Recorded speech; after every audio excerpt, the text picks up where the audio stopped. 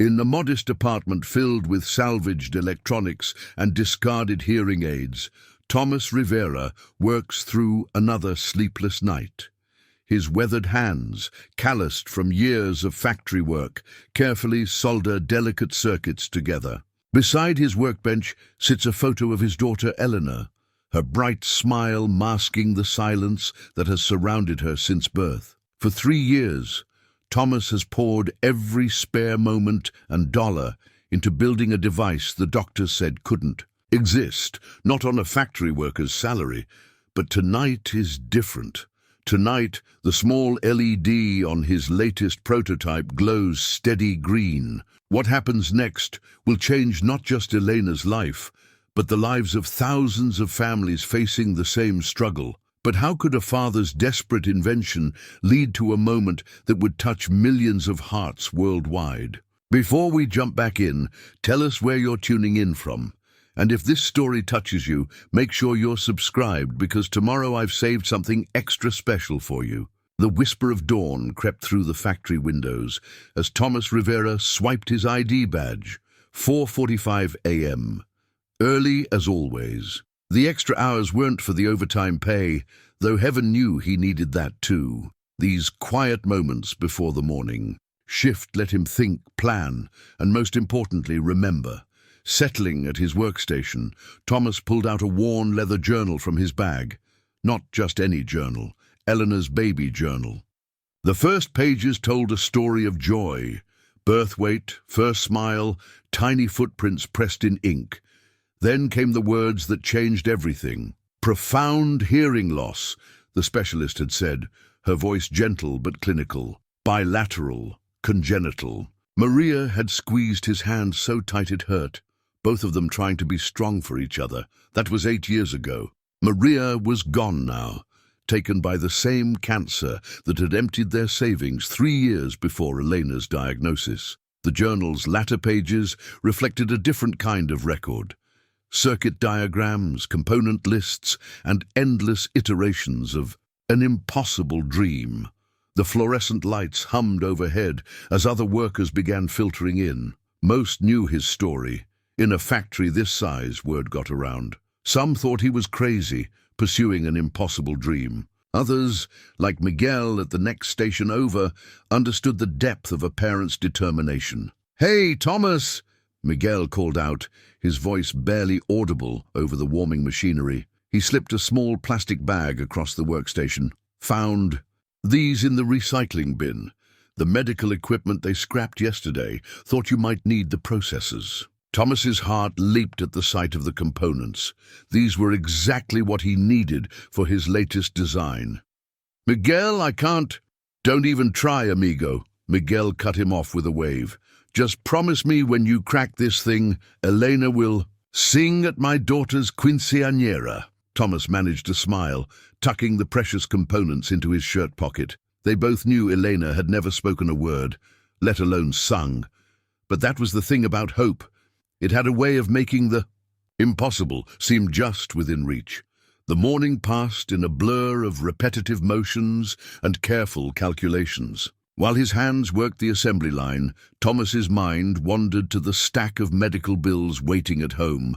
They arrived like clockwork every month, each one thicker than the last. Insurance had covered the basic hearing aids, yes. The ones that sat unused in Elena's drawer because they weren't powerful enough for her level of hearing loss. The advanced models she needed might as well have been made of gold for all he could afford them. During his lunch break, Thomas spread out his latest sketches on the break room table. The design was evolving, becoming something unique. He'd started by studying conventional hearing aids, but those were just amplifiers.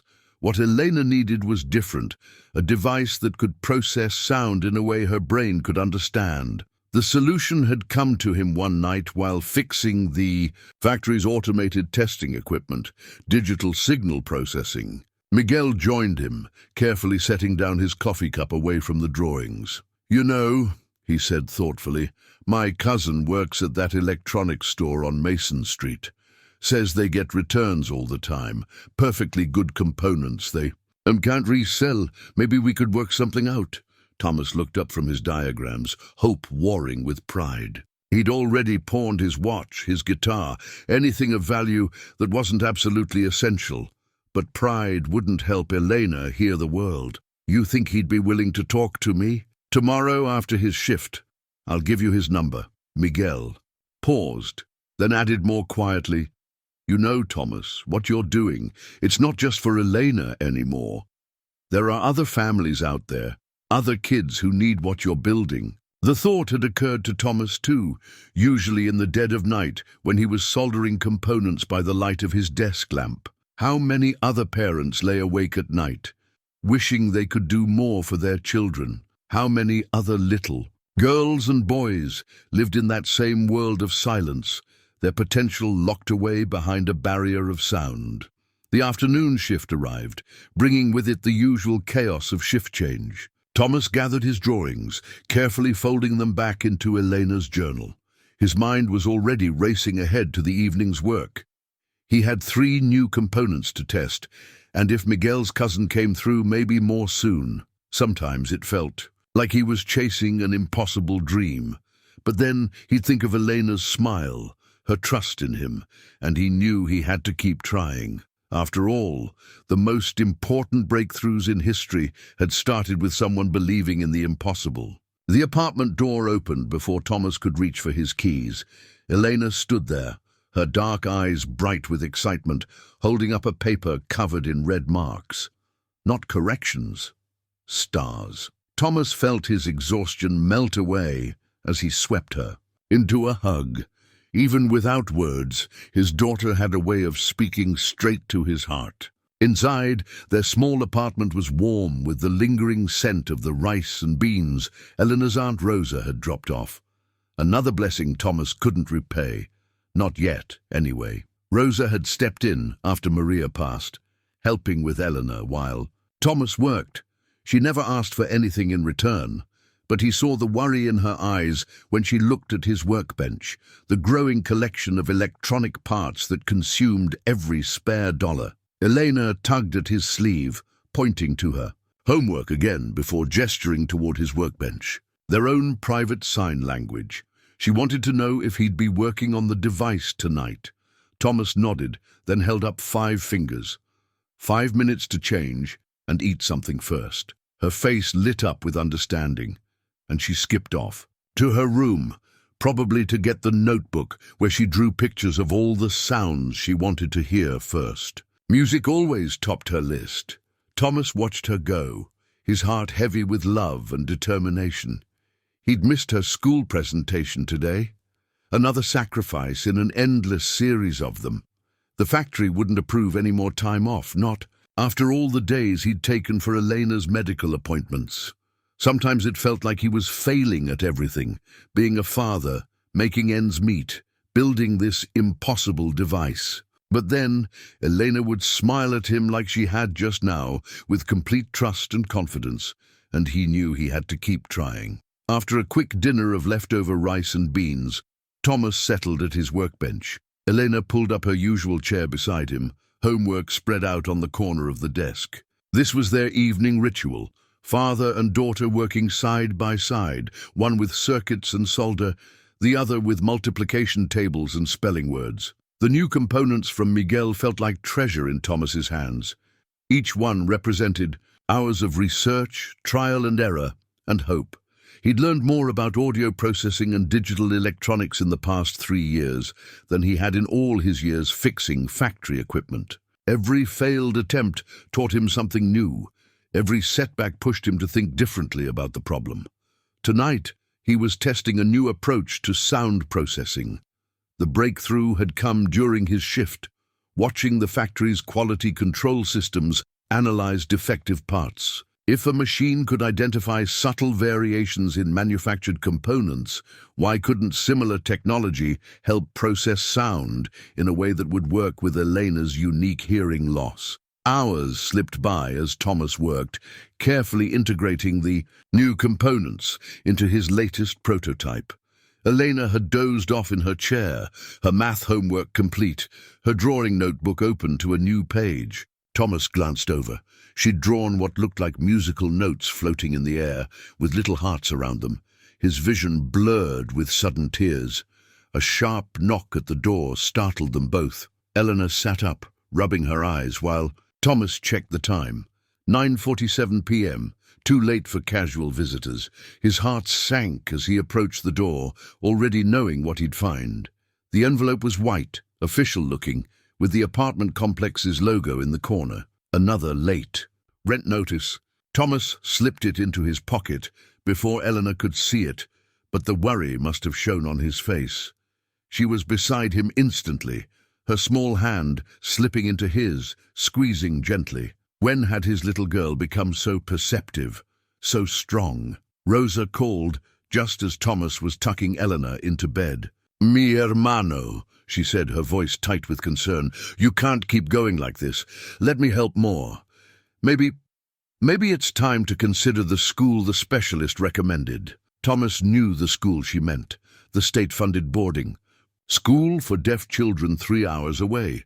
The specialists had all recommended it, praising its programs, its resources, its success rates. But every time Thomas imagined Elena there, surrounded by strangers, separated from the only family she had left, no, he couldn't do it. Not while there was still hope. "I'm close, Rosa," he said, watching Elena sleep from the doorway. "The new design, it's different. If I can just get the signal processing right." Rosa's sigh crackled through the phone. "You've been saying that for 3 years, Thomas. I know you want to help her, but sometimes love means accepting what we cannot change." But that was the thing about love. Real love, the kind that kept you up at night, soldering circuits and studying technical manuals you barely understood. It didn't accept limitations. It found ways around them, through them, over them. Thomas thought of Elena's drawing, the musical notes floating like dreams on the page. Sometimes the biggest breakthroughs came just when everyone else had given up hope. That night, after Elena was asleep, Thomas sat at the kitchen table with his bills spread out before him. The numbers refused to add up differently, no matter how many times he rearranged them. Rent notice, electricity warning, credit card minimum. Payments that barely touched the principal. And now Elena's school needed money for the spring field trip. Another experience he couldn't bear to deny her. His fingers traced the worn gold band on his left hand. Maria's voice echoed in his memory. "Love isn't in the things you keep, mi amor. It's in the things you're willing to give up for those you love." The ring caught the dim kitchen light, a final treasure from happier times. The pawn shop opened at 7. Thomas was there at 6:45, the gold band heavy in his pocket. The morning was cold, a hint of frost coating the sidewalk, but he barely noticed. His mind was already at Mason Street Electronics, calculating what components he could afford with the ring money. "Back again, Mr. Rivera?" Old Joe, the pawn shop owner, didn't look surprised to see him. They'd done this dance before. The watch, the guitar, Maria's silver necklace. Each time Thomas had promised himself it would be the last time. "The ring," Thomas said simply, placing it on the counter. Joe picked it up, examining it under his jeweler's loupe, though they both knew its value already. The old man's face softened with understanding. "You sure about this? Wedding rings? They mean something." Thomas thought of Elena's drawing, the musical notes floating in the air. "Yes," he said, "it means doing whatever it takes." The cash felt wrong in his hands. Too little for something so precious, too much to risk on another failed attempt. But Thomas had learned long ago that progress wasn't made by people who waited for certainty. He stopped at the bank to pay the overdue rent, then headed straight for Mason Street Electronics. Miguel's cousin, Ramon, was expecting him. The stockroom was a treasure trove of possibilities.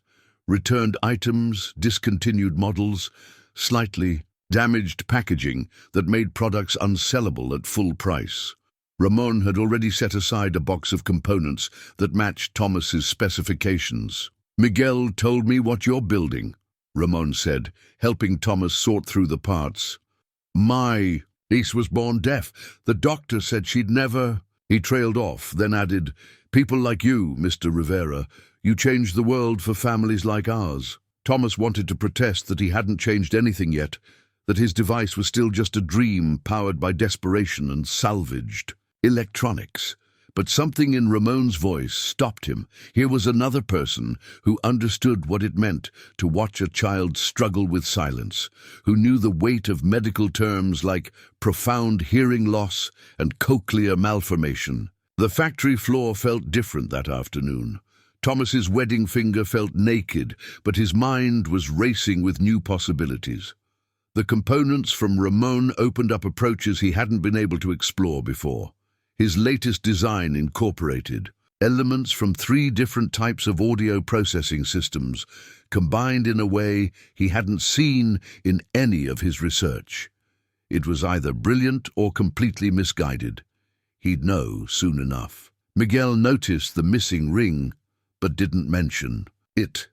Instead, he passed Thomas a newspaper clipping during their lunch break. "Read this," he said quietly. "Maybe it could help." The article was about a local technical college offering free evening classes in electronics and signal processing. The program was designed for factory workers looking to upgrade their skills. Thomas had seen similar programs before, but they all required time he couldn't spare, time away from Elena, from his project. But as he read further, something caught his eye. The college had a childcare program, and more importantly, they had experience working with deaf children. Elena could come with him. She could be safe, cared for, maybe even make friends with other kids like her, while he learned the skills he desperately needed. The application deadline was tomorrow. Thomas felt the weight of the decision pressing down on him. More time away from home, more strain on their already stretched schedule. But he thought of the complex circuits in his latest design, the calculations he struggled to understand, the nagging fear that his self-taught knowledge wasn't enough to solve this problem. "They have a scholarship fund," Miguel added, tapping the paper, "for single parents. Rosa told me she'd help with the application." Of course she had. Rosa, who worried so much but helped anyway. Rosa, who disagreed with his dream but refused to let him face it alone. Thomas folded the article carefully and tucked it into Elena's journal next to his latest circuit diagrams. The rest of his shift passed in a fog of decision. Every whir of the machines, every beep of the testing equipment reminded him of the sounds Elena had never heard. He thought of his wedding ring, now sitting in old Joe's display case. Maria would have understood this choice too. The choice to admit he needed help, to take a step back in order to move forward. That evening, as Elena worked on her homework beside his workbench, Thomas studied her face in the warm light. She was growing so fast, becoming so bright and determined despite every obstacle. She deserved more than a father's desperate experiments. She deserved a real chance. Thomas picked up his soldering iron, then set it down again. Instead, he pulled out the college application form and began to fill it out.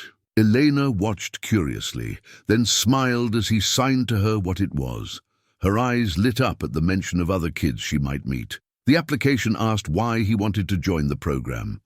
Thomas looked at his workbench, at the half-finished prototype that represented 3 years of trial and error. Then he looked at his daughter, who had never given up hope in him, even when he'd given up hope in himself. "To build something impossible," he wrote, "to help my daughter hear the music she dreams about, to learn what I need to know to make that dream real." It wasn't giving up, he realized. It was growing up. Sometimes the bravest thing a parent could do was admit they needed help, that love alone wasn't enough. Sometimes you had to let go of your pride to hold on to your dreams. The technical college's fluorescent lights cast a different glow than the factory's. Thomas sat in the front row of the evening electronics class, Elena's journal open before him, now sharing space with proper technical notebooks. 2 weeks into the program, and already his crude circuit diagrams were evolving into something more sophisticated, more promising. Elena was thriving too. The childcare program had 3 other deaf children, and watching her sign with kids her own age made Thomas's heart swell. She'd come home each evening with new signs to teach him, her face animated as she described her new friends through gestures and expressions. "Mr. Rivera," Professor Chen's voice pulled Thomas from his thoughts. "Could you stay after class? I'd like to discuss your project." Thomas's stomach tightened.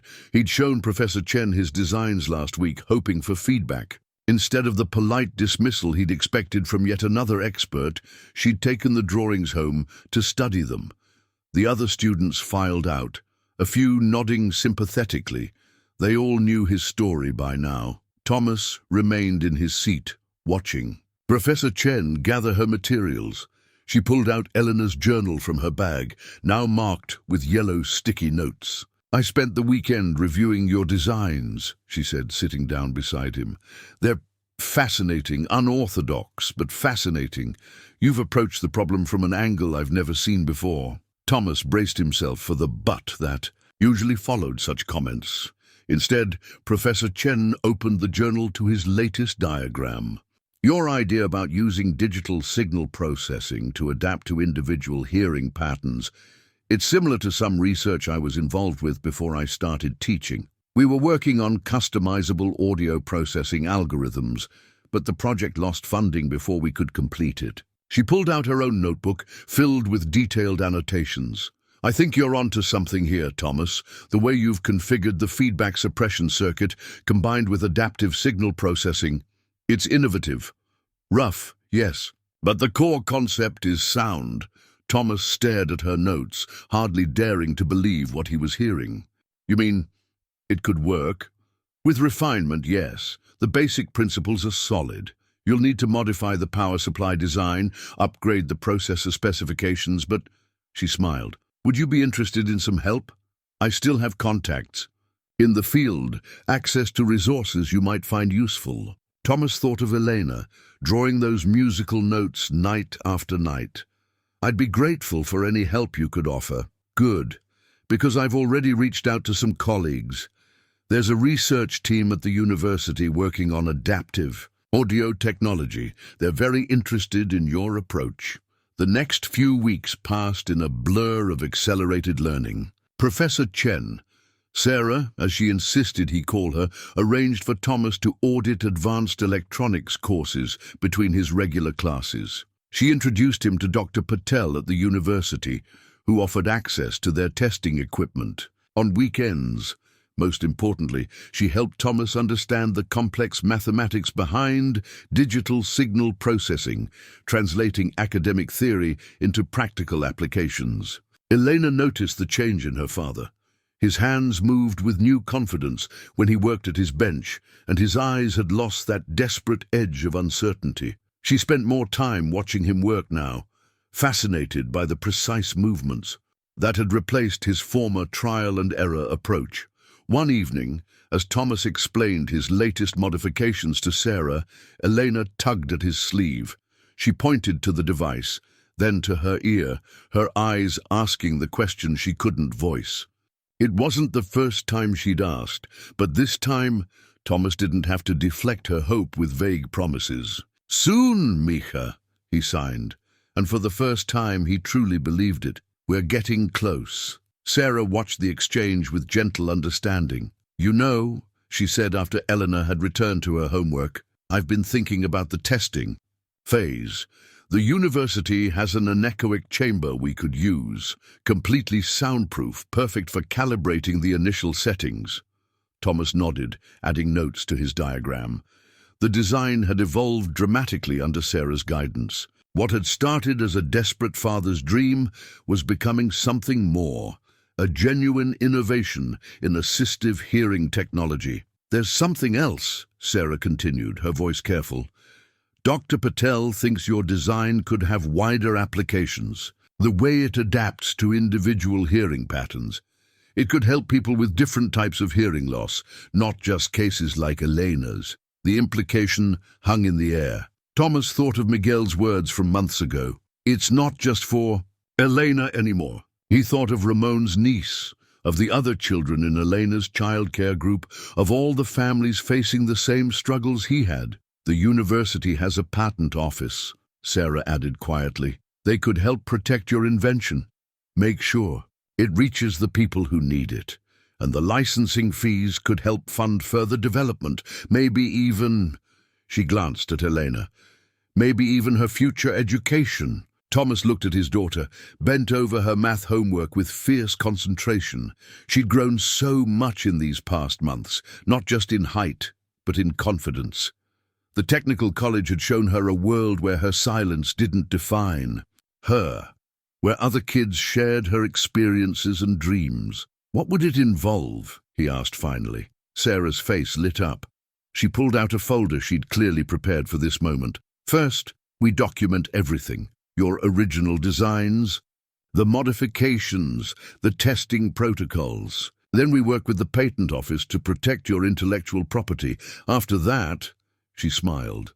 After that, we change some lives. Thomas turned back to his workbench, where his latest prototype sat surrounded by Sarah's detailed notes. The simple LED that had given him hope all those months ago now shared space with sophisticated testing equipment, precision tools, and properly calibrated components. But the heart of the device remained the same, a father's love, transformed by knowledge and support into something that could touch countless lives.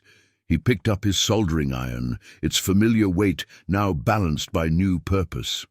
"Let's do it," he said. "Let's make it real." The university's anechoic chamber looked like something from a science fiction movie.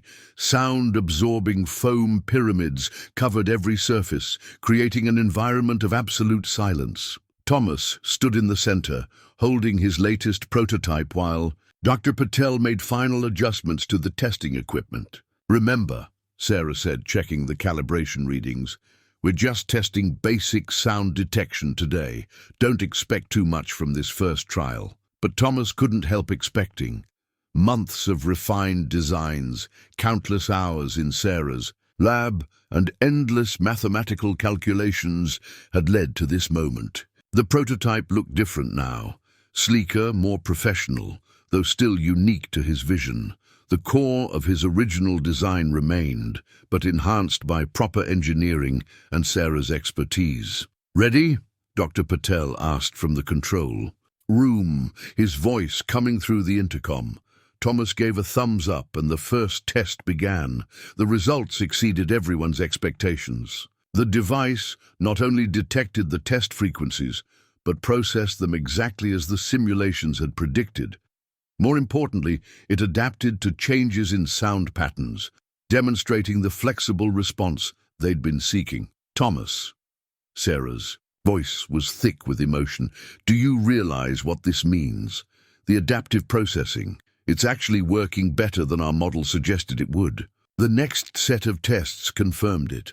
Thomas's innovative approach to digital signal processing, combined with the university's resources and Sarah's guidance, had produced something genuinely new. Dr. Patel was already talking about publishing. The results, about presenting at conferences, about changing the landscape of assistive hearing technology.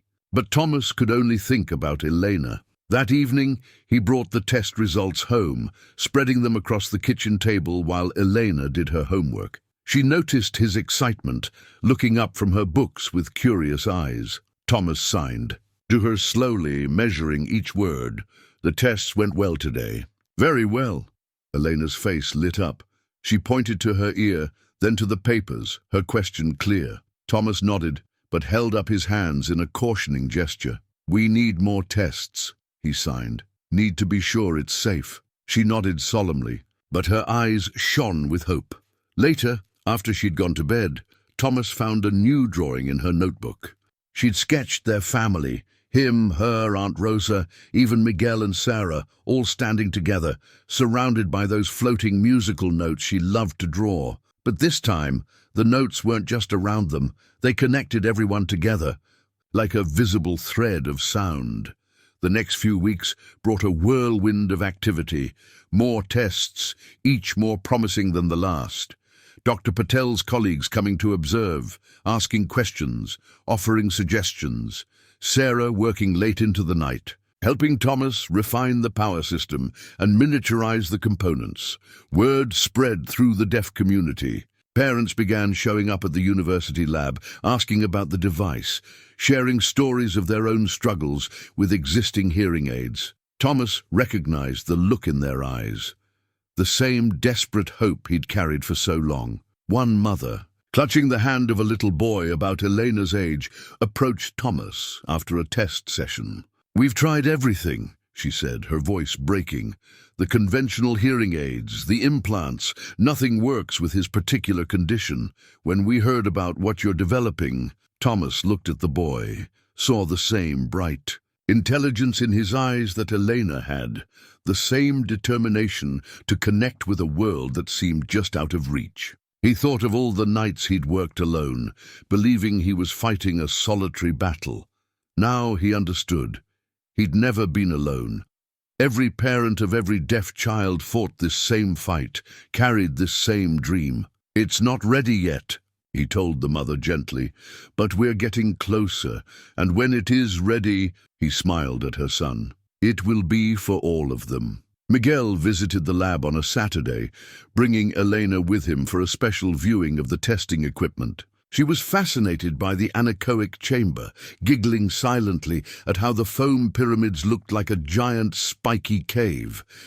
Thomas watched her explore the space, remembering that first crude prototype on his kitchen workbench. How far they'd come. "You did it, amigo," Miguel said quietly. "You actually did it." Thomas shook his head. "We did it, all of us, you, Rosa, Sarah. I never would have gotten here alone." "And the patent application? Filed last week? The university's lawyers? Think it's strong, unique enough to protect the core innovation." Thomas ran his hand along the testing console. "Any licensing fees will go into a foundation for other families who need help accessing the technology." Miguel nodded approvingly. "Maria would be proud," he said, "not just of the device, of the man you've become." Thomas felt tears threatening and quickly busied himself with some equipment adjustments, but he knew Miguel was right. Maria had always believed in his potential, even when he doubted himself. She would have loved seeing him here, in a real laboratory, his desperate dream transformed into something that could help not just their daughter, but countless others. The breakthrough came on a quiet Tuesday afternoon. They were running another series of tests when Sarah suddenly grabbed Thomas's arm, pointing to one of the monitoring screens. "Look at this frequency response curve," she said excitedly. "It's perfect, absolutely perfect." Thomas stared at the display, his vision blurring. The wave pattern showed exactly what they'd been trying to achieve. Clean signal processing across the full spectrum of frequencies Elena's unique condition required. They ran the test 3 more times. The results remained consistent. "It's ready," Sarah said softly, "ready for real-world testing." Thomas looked through the observation window to where Elena sat in the waiting area, drawing in her notebook. After all these years, all the sacrifices and setbacks and tiny victories, they had finally reached this moment. "Tomorrow?" he asked, his voice hardly more than a whisper. Sarah squeezed his hand. "Tomorrow, first thing in the morning." Thomas barely slept that night. He lay awake, staring at the ceiling, his mind racing through every component, every connection, every test result. The device sat on his workbench, its small power indicator glowing steadily in the darkness. Tomorrow, it would either change Elena's life forever or become another entry in the long list of failed attempts. Elena seemed to sense the importance of the morning ahead. She was already dressed when Thomas came to wake her, sitting on her bed with her notebook clutched to her chest. She'd drawn something new, a picture of herself wearing the device, surrounded by what looked like rays of light. Or perhaps they were sound waves. Thomas felt his throat tighten. The drive to the university was quiet, even by their standards. Rosa met them in the parking lot, her face a mixture of hope and worry. She'd been skeptical of Thomas's dream for so long, but she'd never stopped supporting him, never stopped helping with Elena. Now she reached for his hand, squeezing it the way Maria used to. "Whatever happens," she said softly, "you've already moved mountains, hermano." The testing room was different from the anechoic chamber. Sarah and Dr. Patel had set it up to feel welcoming, almost homey, with comfortable chairs and warm lighting. They wanted Elena to feel at ease for what could be a life-changing moment. "Remember," Sarah said, as she helped Elena settle into the main chair, "we'll start very quietly, very gradually. The device is designed to adapt to her specific hearing pattern, but it needs time to calibrate." She turned to Elena, signing slowly and clearly. "If anything feels uncomfortable, you just raise your hand, okay?" Elena nodded, her expression serious. Thomas knelt beside her chair, showing her the device they'd worked so long to create. It looked deceptively simple now, elegant even, thanks to the university's manufacturing resources. Elena touched it gently, tracing the curves they'd designed, specifically for her. "Ready, Mija?" Thomas signed. Elena's answering smile was brighter than the morning sun. The room fell silent as Sarah made the final adjustments. Thomas held his breath as she activated the device. For a moment, nothing seemed to happen. Elena sat perfectly still, her eyes wide, focusing on something no one else could see. Then her hand flew to her mouth. Thomas felt his heart stop. Was something wrong? Was it hurting her? But Elena wasn't raising her hand to signal discomfort. Instead, tears were rolling down her cheeks, and her face, her beautiful face, was filled with wonder. Sarah was watching the monitoring equipment, making tiny adjustments. "The calibration is perfect," she whispered. "It's processing exactly as we hoped." Slowly, carefully, Dr. Patel began the testing sequence. Simple tones first, then gradually more complex sounds. Elena's reactions told them everything their instruments confirmed. She was hearing, really hearing, perhaps for the first time. In her life, Thomas couldn't stop his own tears when Elena turned to him, pointing at her chest with an expression of pure amazement. She could hear her own heartbeat. His daughter, who had lived 8 years in silence, was discovering the sound of her own heart. The next hour passed in a blur of careful tests and adjustments. They kept the sound levels low, letting Elena's brain adjust to this new world of sensation. But her enthusiasm grew with each successful test. She giggled, actually giggled out loud, when they played a recording of a kitten meowing. Rosa had moved to stand behind Thomas, her hands gripping his shoulders. He could feel her trembling. "Dios mío," she whispered. "Thomas, you did it. You really did it." But the real moment, the one Thomas would remember until his dying day, came when they tested human speech. Sarah had suggested they start with a simple phrase, something meaningful, but not too overwhelming. Thomas knew exactly what to say. Leaning close to Elena, he spoke the words he'd been saving for this moment. "I love you, Mija." Elena's eyes went wide. Her hands flew to the device, then to her ears, then to her heart. And then she did something that made everyone in the room gasp. She spoke. "Papa," she said, the word awkward but clear. "Papa." Thomas gathered her in his arms as she repeated the word over and over, feeling the vibrations of her voice against his chest. This was what sound felt like. This was what miracles sounded like.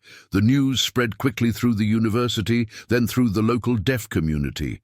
By afternoon, the laboratory's waiting room was filled with families, all hoping to learn more about the device that had helped Elena hear. Dr. Patel was already talking about expedited clinical trials, about fast-tracking the approval process. Sarah found Thomas in the middle of the excitement, pulling him aside to show him something on her tablet. "Look at these emails," she said. "They're from research hospitals all over the country. Word's getting out about what we've achieved here. This could help thousands of children, Thomas, maybe more." But Thomas was watching Elena. She hadn't stopped exploring sounds since the first test. Every new noise made her face light up with discovery. She was currently sitting with Miguel's daughter, the two girls giggling as they played a simple word repetition game. "We'll need to set up proper production facilities," Sarah continued. "Quality control, distribution networks. The university's already talking about partnering with medical device manufacturers who share our vision." Thomas nodded, but his attention was still on Elena. She had pulled out her notebook and was showing her new friend her drawings. The musical notes she loved to draw didn't seem like impossible dreams anymore.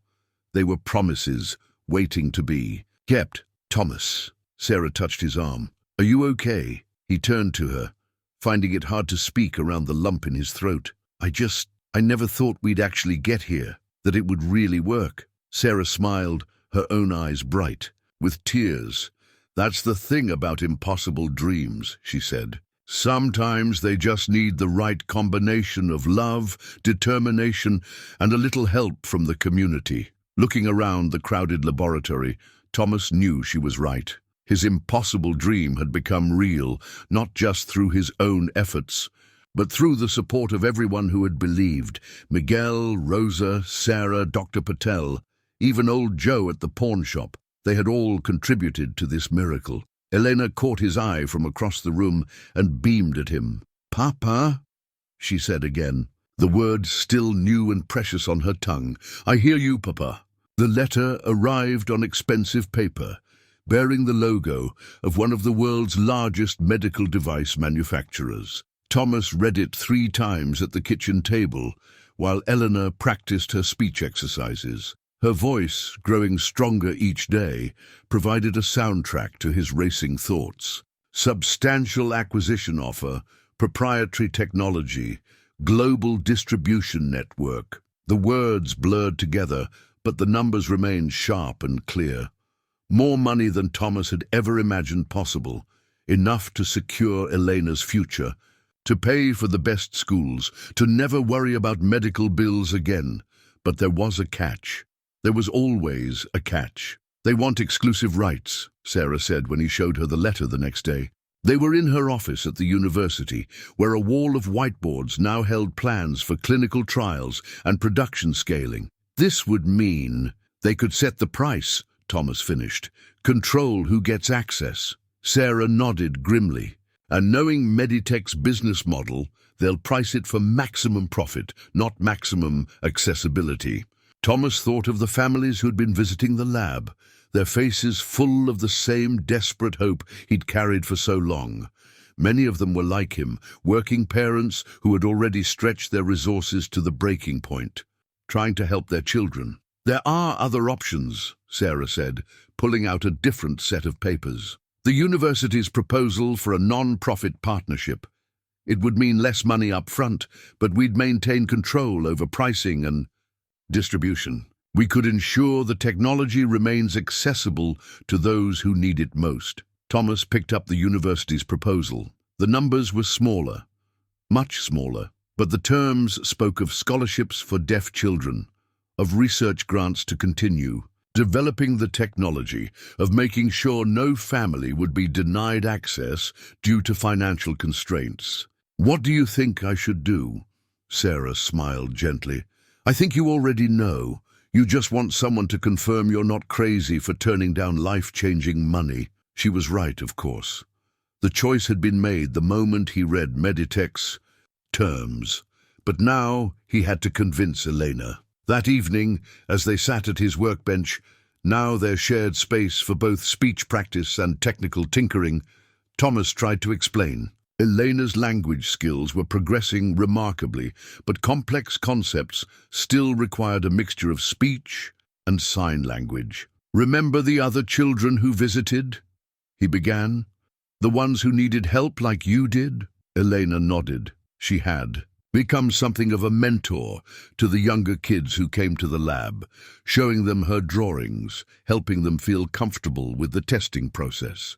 "There's a company that wants to buy our device," Thomas continued, signing along. "They would pay us a lot of money." Elena's face lit up. "We'd be rich?" Her pronunciation was getting clearer every day. "Yes, very rich." But Thomas paused, making sure she was following. "If they buy it, they might make it too expensive for other families. Many children wouldn't be able to get one." Understanding dawned in Elena's eyes. She was quiet for a long moment, her fingers tracing the edge of her own device, the prototype that had changed her world. "Like before?" she asked finally. When we couldn't buy the expensive hearing aids? Thomas felt his heart swell with pride. Yes, Mika, just like that. Elena picked up her notebook, the same one where she'd drawn all those musical notes during the silent years. She flipped through the pages until she found what she was looking for, a drawing of their family surrounded by other families, all connected by wavy lines that represented sound. We help them, she said firmly, pointing to the drawing, like everyone helped us. Thomas gathered her into a tight hug, his vision blurring. How had he gotten so lucky to have a daughter with such a beautiful heart? The next day, he delivered his decision to the university's legal team. The head lawyer raised an eyebrow at the rejected Meditech offer, but smiled when Thomas explained his choice.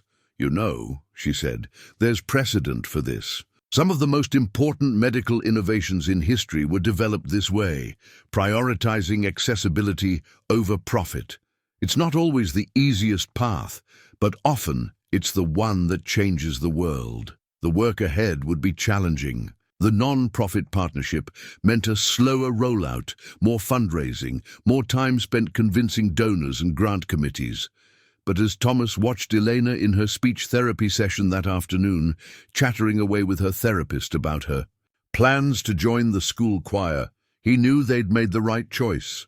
Miguel visited that evening, bringing dinner from his wife and news from the factory. Word's getting around about your decision, he said. The guys on the line, they're proud of you, saying it's about time someone put people before profits. Thomas thought about his old workbench, about all the nights spent trying to build something impossible. I had a lot of help getting here, he said. Seems right to pay it forward. Elena, who had been practicing her singing with a beginner's keyboard they'd bought at a thrift store, called out from the living room, "Papa! Uncle Miguel! Listen!" They turned to watch as she carefully picked out the notes to "Twinkle, Twinkle, Little Star," singing softly along. Her pitch wasn't perfect, but to Thomas it was the most beautiful sound in the world. "You know what this means, right?" Miguel said quietly. "About my daughter's quinceañera?" Thomas laughed, remembering their conversation from so long ago. Looks like Elena will be able to keep that promise after all. Later that night, after Elena had gone to bed, Thomas sat at his workbench. The original prototype sat in a place of honor, a reminder of where they'd started. Beside it lay the university's partnership agreement, waiting for his signature. He picked up his pen, pausing for a moment to listen to the soft sound of Elena's breathing from the next room. Some sacrifices, he realized, weren't sacrifices at all. They were investments in a better world, one where dreams didn't have price tags, and hope wasn't a luxury only some could afford. The university lab had transformed into something between a clinic and a community center. Families filled the waiting area, their hopeful faces reminding Thomas of his own years of desperate searching. Today, they were testing the device with twins, 5-year-old boys with a rare form of hearing loss similar to Elena's. "Remember," Sarah told the parents, "every case is different. We'll need to calibrate the processing algorithm specifically for each child." She'd gotten good at managing expectations while nurturing hope, a balance Thomas was still learning. Elena sat with the twins, showing them her notebook of drawings.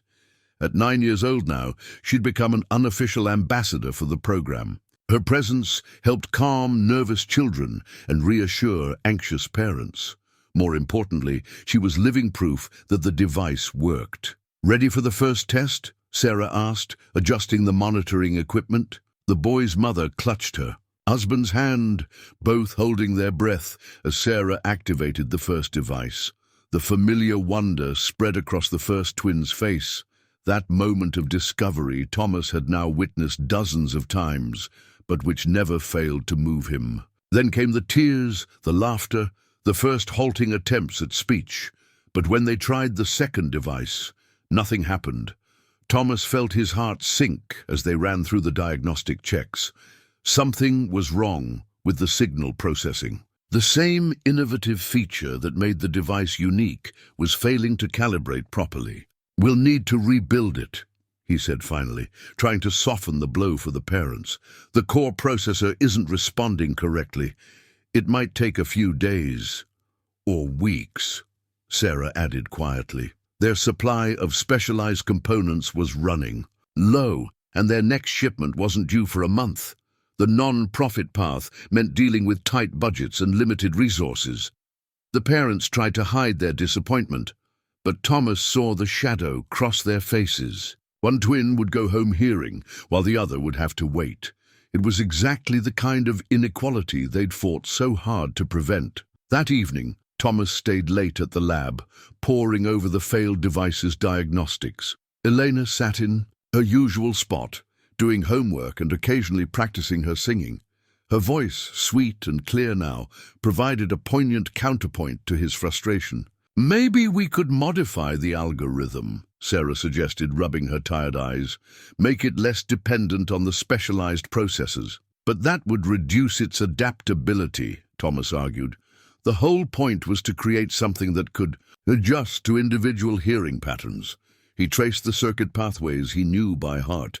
"There has to be another way." A knock at the lab door interrupted their discussion. It was Miguel, still in his factory uniform. "Thought I'd find you here," he said, setting down a paper bag that smelled of his wife's cooking. "Rosa told me about the twins." Thomas nodded, wearily. "We're stuck, Miguel. Without those processors." "About that." Miguel pulled something from his pocket, a small package wrapped in anti-static plastic. "Remember Ramon? His electronics store got bought out by a bigger chain. They're clearing out their old inventory.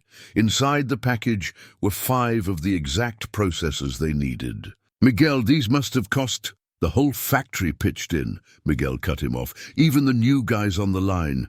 Everyone's heard about what you're doing here." He smiled. "Consider it an investment in the future." Thomas stared at the precious components, his vision blurring. Elena came over to see what was happening, and her face lit up when she understood. "For the other twin?" she asked excitedly. "He can hear too." "Yes, mija," Thomas managed, "thanks to our family at the factory." They worked late into the night, Elena eventually falling asleep on the lab's small couch. By morning, they had rebuilt the device with one of the new processors. The second twins test was scheduled for that afternoon. News of the factory workers' contribution spread through the deaf community. More offers of help began pouring in. A local tech company donated testing equipment. A retired audiologist volunteered to help with assessments. Parents whose children had already received devices started a support group for new families.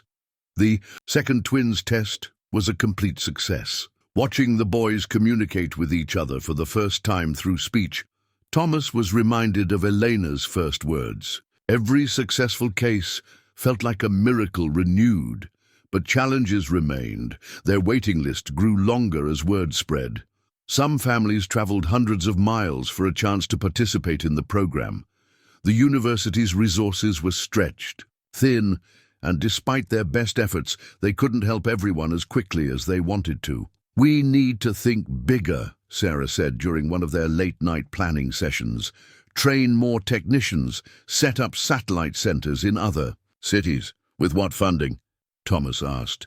But he was already sketching ideas in Elena's old journal, now nearly full with both technical diagrams and her drawings. "Actually," Sarah smiled, "I might have some news about that. Remember Dr. Patel's presentation at the Medical Innovation Conference last month? It caught some attention, important attention." She pulled up an email on her tablet. Thomas read it twice, his heart racing. A major healthcare foundation wanted to fund their expansion, not as a commercial venture, but as a model for accessible medical innovation. "They're interested in our whole approach," Sarah explained, "using community resources, keeping costs low, training parents to help maintain the devices. They think it could work for other medical technologies too." Thomas thought of all the pieces that had come together to make this possible. Miguel's components, Ramon's supplies, Rosa's support, the factory workers' contributions, the university's partnership, and now this potential for expansion. Elena stirred on the couch where she'd been reading, picking up on the excitement in their voices. "Good news, Papa?" "Yes, mija. Very good news." He showed her the email. She'd become quite good at reading technical documents, her curiosity about the device expanding into a broader interest in science and engineering. "More kids can hear?" she asked, her face brightening. "Many more," Sarah confirmed. "All over the country." Elena pulled out her notebook, a new one now, though she still drew musical notes connecting people together. "Will you teach them too?" she asked. "Like you taught me." Thomas looked at his daughter, remembering the silent child who had drawn dreams of music, who had never given up hope, even when he almost had. Now she was helping other children find their voices, turning her own miracle into hope for others. "Yes," he said softly, "we'll teach them all." The hospital conference room was packed with medical professionals, researchers, and families. Thomas sat at the presenter's table, fighting the urge to loosen his tie. A year ago, he would never have imagined himself here, preparing to address a national conference on medical innovation. But then again, a year ago he'd still been working the early shift at the factory. Elena sat beside him, reviewing her notes. At 10, she was the youngest presenter on the panel, but her role was crucial. She would demonstrate the device's effectiveness firsthand and share her experience with the audience. Her speech therapy had progressed so well that few would guess she had spent most of her life in silence. "Ready, Mija?" Thomas whispered. She nodded, then pointed to the back of the room where Rosa, Miguel, and Sarah sat together. Their core support team had grown into an extended family, bound together by shared purpose. Dr. Patel approached the podium to begin the session. "Today, we're discussing more than just a technological breakthrough," he said. "We're exploring a new model of medical innovation, one that puts accessibility and community involvement at its heart." Thomas watched the audience as Dr. Patel described their project's evolution. There were other parents there, he noticed, their faces bearing the same look of desperate hope he'd once carried. But there were also young engineers, medical students, and industry professionals, all taking careful notes. When it was Thomas's turn to speak, he kept his presentation simple. He talked about late nights at his workbench, about salvaged components, and impossible dreams. He talked about the community that had rallied around them, the factory workers pooling their resources, the electronics store owner offering supplies, the university opening its doors to a father's desperate project. "Innovation doesn't just happen in corporate labs," he said. "Sometimes it happens on a kitchen table, driven by love and supported by community." Elena's presentation brought tears to many eyes. She played a recording of her first words, then demonstrated how clearly she could speak now. She showed slides of her drawings, the musical notes she'd dreamed of hearing, now transformed into real songs she could sing. "My papa taught me that impossible things become possible when people help each other," she concluded, her voice clear and confident. "Now I want to help other kids find their voices too." During the break, a young medical student approached their table. Her hands moved in fluid sign language as she spoke. "I'm deaf too," she said, and signed. "I received cochlear implants as a child, but they were so expensive my parents had to remortgage their house." She paused, emotions playing across her face. "What you're doing, it's going to change so many lives." Thomas watched as Elena engaged with the student in rapid sign language. His daughter had insisted on maintaining her signing skills even after gaining hearing, saying it was important to be able to communicate with everyone in the deaf community. Now he saw how right she'd been. The afternoon sessions focused on the practical aspects of their program. Sarah presented the technical details of their training system, where parents learned basic maintenance and calibration. Dr. Patel discussed the satellite centers they were establishing in other cities, teaching local technicians to build and service the devices.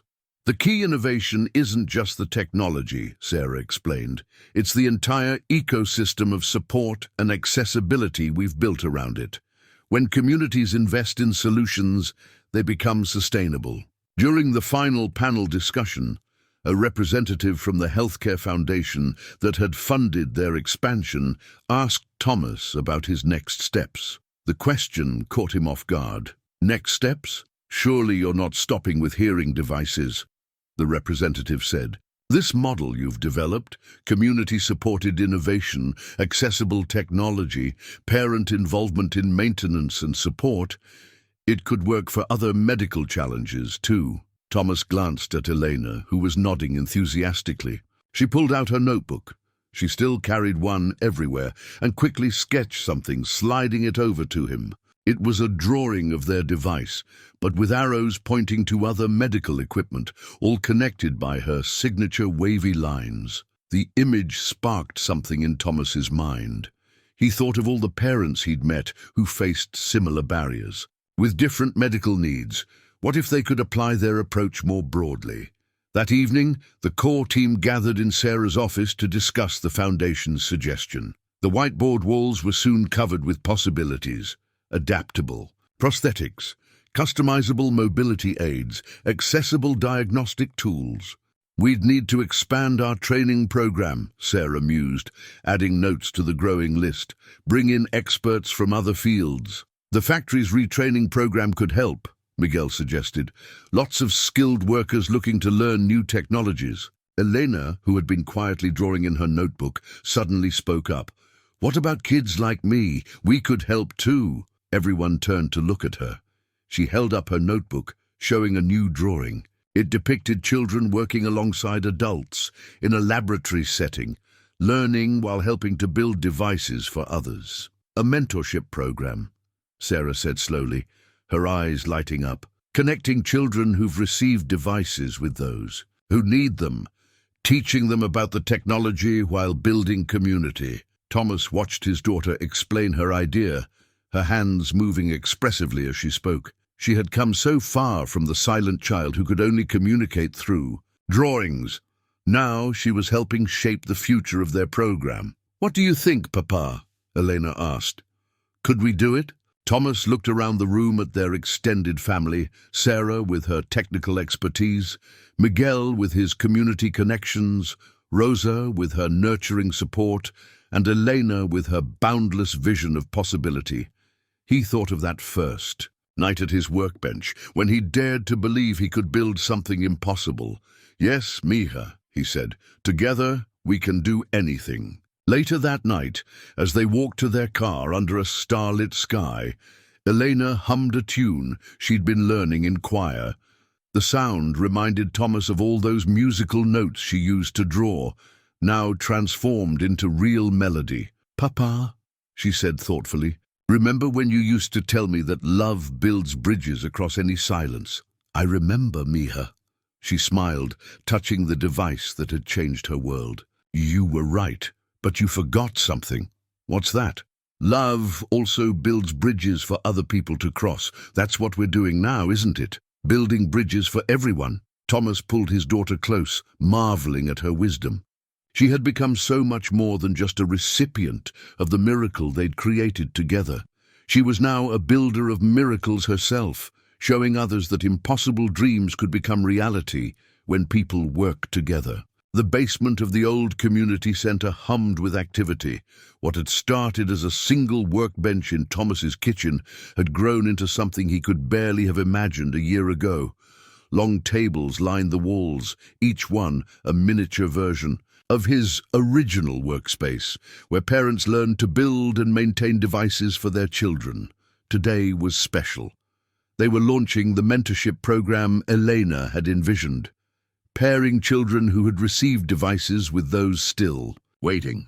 Elena stood at the front of the room, explaining the basic principles of sound waves to a group of fascinated kids. She had her mother's gift for teaching, Thomas realized with a bittersweet pang. And this, Elena said, holding up a circuit board, is what turns those sound waves into something your brain can understand, like a translator for your ears.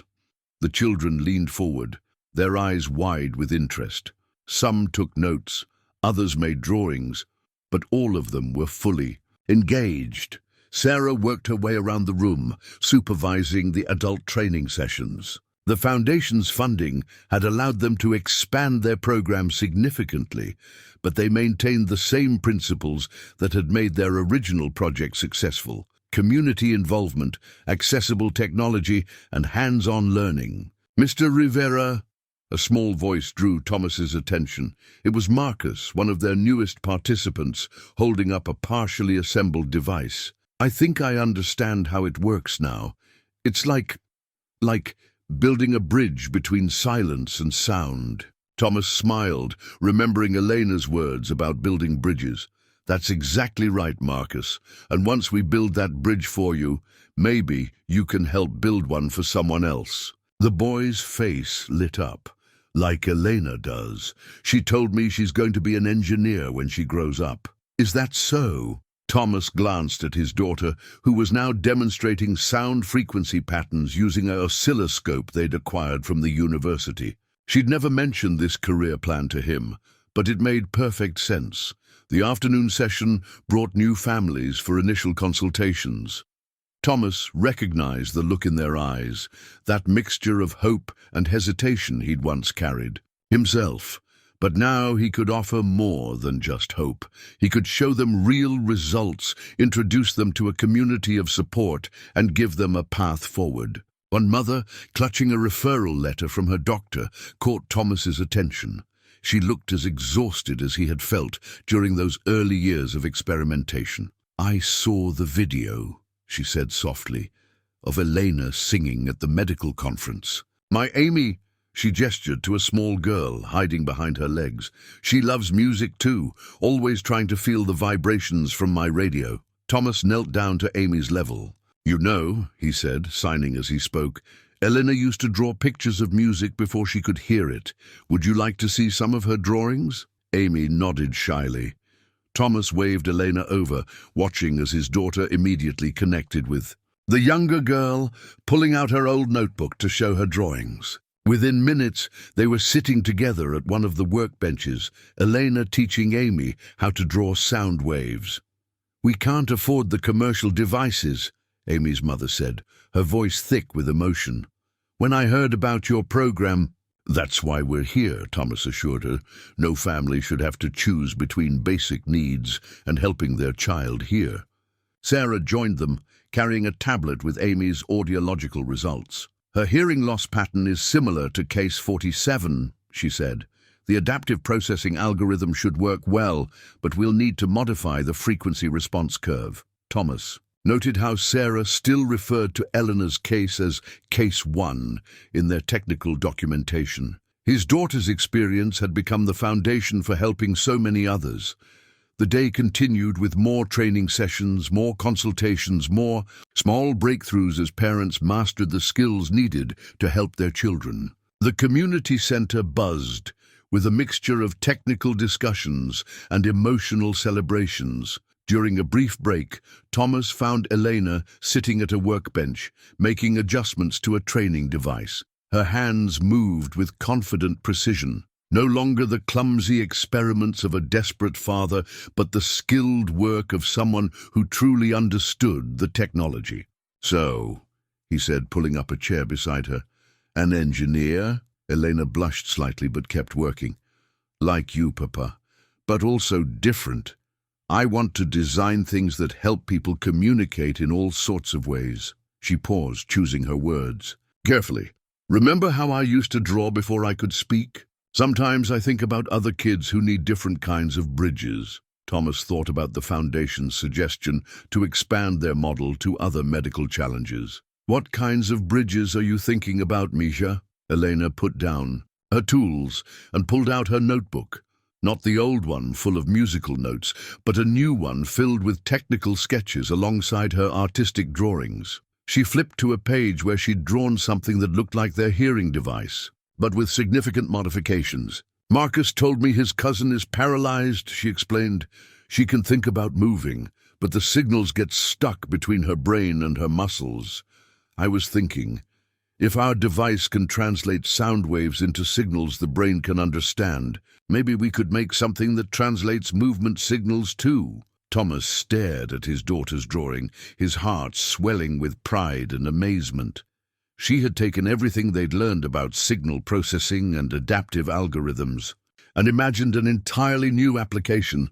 But more than that, She had inherited the most important lesson, that technology was a means to an end, and that end was helping people connect with the world around them. It would be complicated, Elena continued, pointing to her notes. We'd need to learn about different kinds of signals, maybe work with doctors who understand how muscles and nerves communicate. But if we could do it, she looked up at him with Maria's determined expression. Think of all the bridges we could build. Before Thomas could respond, Sarah called them back to the main room. A device test was about to begin, another family about to experience their own breakthrough moment. As they walked together, Elena slipped her hand into his. "Papa," she said softly, "thank you for not giving up. For building my bridge even, when everyone said it was impossible." Thomas squeezed her hand, remembering all the late nights, all the failed attempts, all the moments of doubt. "You built it too, Misha. We all did together." They joined the gathering crowd as Sarah prepared to activate another device. Thomas watched the faces around him. Parents, children, mentors, and technicians, all part of a community built on hope and determination. Each successful test was a reminder that impossible dreams could become reality when people worked together to build bridges across the silences that separated them. The school auditorium buzzed with anticipation. Thomas sat between Rosa and Miguel in the front row, his heart racing faster than it had during any device test. Tonight was Elena's first solo in the school choir's spring concert, and she had refused to let him hear her practice at home. "It's a surprise, Papa," she'd insisted. Sarah slipped into the seat next to Miguel, slightly out of breath. "Sorry I'm late. We had a final calibration with the Johnson twins." She squeezed Thomas's shoulder. "I wouldn't miss this for anything." The lights dimmed, and the choir filed onto the risers. Elena stood in the front row, wearing the blue dress Maria had always dreamed of seeing her wear. Her device was barely visible behind her ear, its small indicator light glowing steadily green, the same color that had given Thomas hope on that first night of success. The choir began with a group number, Elena's voice blending perfectly with the others. Thomas remembered when she had first joined, how she'd worked extra hours with the music teacher to learn pitch control and timing. Now, watching her sing with such confidence, those early struggles seemed like a distant memory. Then the group shifted, moving to the sides of the stage, and Elena stepped forward. A hush fell over the audience. The piano introduction began, and Thomas recognized the melody.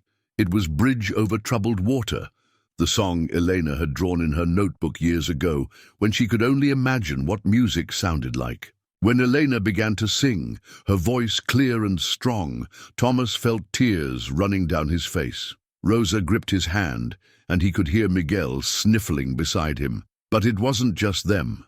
Throughout the auditorium, people were being moved by more than just the beauty of her voice, because Elena wasn't just singing the words.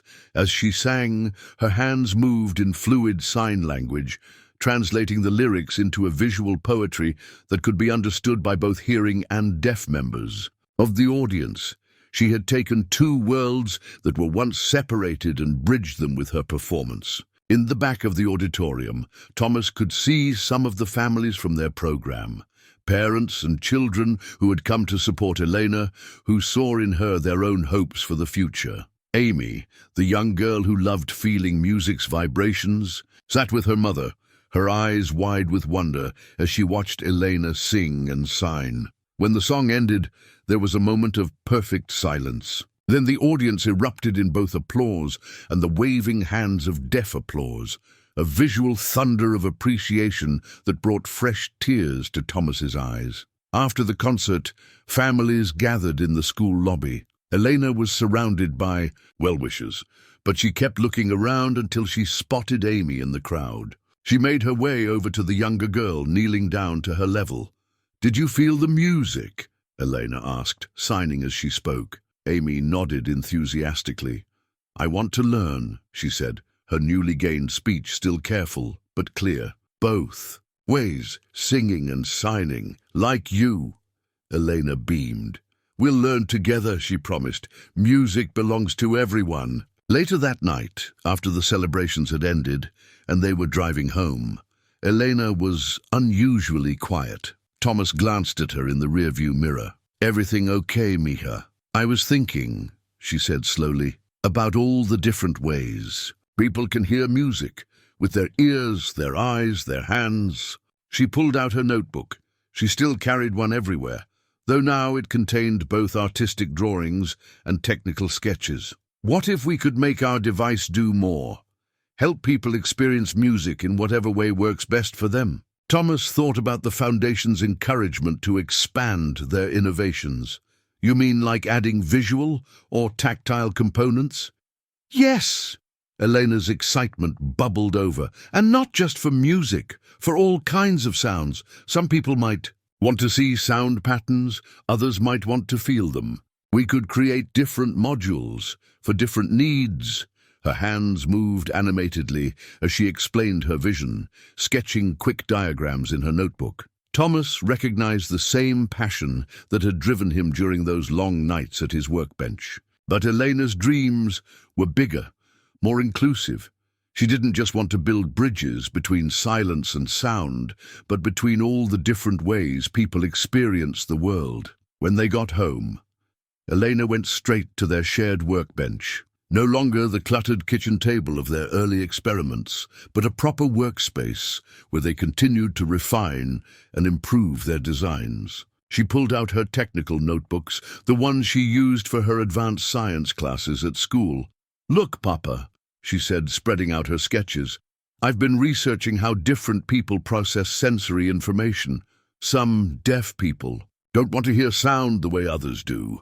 They want to experience it their own way. Why should they have to choose between silence and our way of hearing?" Thomas watched his daughter map out her ideas, her confidence reminding him so much of Maria. She had inherited her mother's determination and her father's technical curiosity, but she'd developed something entirely her own, a vision of technology that brought people together instead of forcing them to adapt to a single solution. "When's the next Foundation meeting?" Elena asked, looking up from her drawings. "Next month. Sarah's presenting our latest training program results." Elena nodded decisively. "Good. I want to present too. About this." She gestured to her sketches. "About making our technology more adaptable, more personal." Thomas smiled, remembering the little girl who once drew musical notes to represent the sounds she couldn't hear. Now she was drawing blueprints for innovations that could help others experience sound in their own unique ways. "I think they'll want to hear what you have to say, Mija." Elena grinned. "Hear, see, or feel it," she corrected. "That's the whole point." As she turned back to her sketches, Thomas heard her humming, "Bridge over troubled water." But it wasn't just a song anymore. It had become a metaphor for their entire journey, a reminder that the most important bridges were the ones that connected people to each other, no matter how they experienced the world. Someone had recorded Elena's choir performance on their phone. Within days, the video spread across social media, a young girl who had once lived in silence, now singing while signing, bridging two worlds with grace and purpose. Comments poured in from around the globe, ranging from emotional responses to urgent inquiries about the technology that had made it possible. Thomas discovered the video's reach when he arrived at the community center one morning to find Sarah facing a wall of incoming emails on her laptop. "It's not just parents anymore," she said, showing him the screen. "We're hearing from doctors, researchers, disability advocates. They all want to know more about our program." Elena's performance had captured attention, but it was her story that kept it.